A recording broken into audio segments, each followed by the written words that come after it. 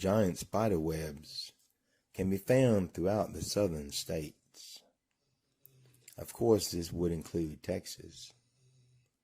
What seems like a giant web is actually a cluster of many small webs woven together, which form the illusion of one gigantic, endless web. But is this a gigantic colony of spiders, or is it something more sinister in nature? My story begins as an innocent adventure in the southern part of Texas, which has a unique forest. Now I know I'm going to butcher these words, but the forest is called Bosque de Telarañas, or the Cobweb Forest. The woodlands close by are connected to a chain of caverns and caves. No one knows how far these cave systems go, and I don't think anybody really wants to find that out.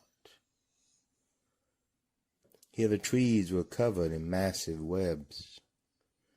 They stretched from branches high to the ground below.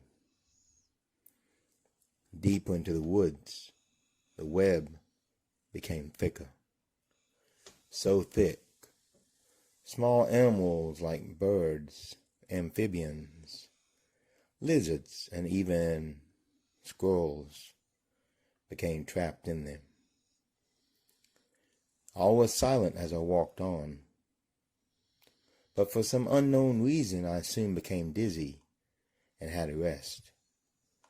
The spiders in the web looked larger than the ones at the entrance to this maze. As if the further back I go, the spiders became bigger, the web became thicker, and I became more and more aware of them watching me.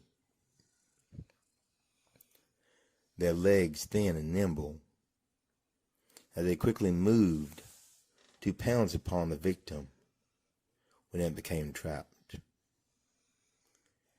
As I sat there, my mind wondered, would the trapped insect panic? Would it think of the mistake it just made, that soon it would be taking its last breath? Could an insect feel fear? And how quickly would that venom from a spider bite work?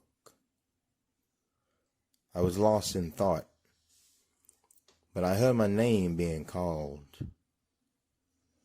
a voice lovely and inviting, a woman. I looked around, still dizzy and a little bit hazy, and I barely saw the figure standing there, blocking my path. She was tall, almost as tall as me, with an athletic build, long black hair, and a beautiful dress. A dress made out of silk. Even the hair shined like silk. She told me her cabin was not far away and I could rest there. I know, meeting a strange woman in the woods, that could be dangerous. I had to lay down. The more I stayed out here, the dizzier, more nauseous I began to feel, and I had no clue why. She led me to a cabin not far away and invited me to lay down on the couch. In the kitchen, she poured some herbal tea. Now, why would a petite Asian woman live out here alone in the middle of the woods with all these creepy spiders around? I had no idea. Unfortunately, I felt too bad to really care at that particular moment. I drank the chamomile tea and soon dozed off, sleeping off my problems. About an hour later, I woke up and tried to get to my feet, but it seemed I was stuck to the couch. I struggled with one arm free, but could not get away from the furniture. But as I struggled, I noticed something different. The more I fought to get up, the more I noticed spiders that covered the wall. It's like when you first wake up, but you're still half asleep. You're not sure what you see is real or not. However, the more I focused, the more the spiders became clear that they were real. I noticed other things as well. The walls and floor were covered in thick web, and I was not on a couch, but suspended by very strong webbing. I didn't know what was going on, although my head was more clear and I could think more now than I could out in the woods. I remembered I had a lighter in my pocket as I used to smoke a lot. I reached for it with my free hand. If I could not break the web, I would burn it instead. That is exactly what I did.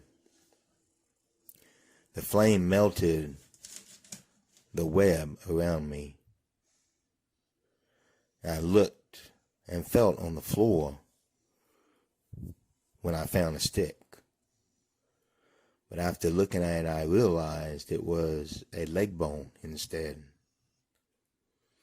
Regardless, I ripped off my shirt, tied it around the bone, and lit the whole thing on fire.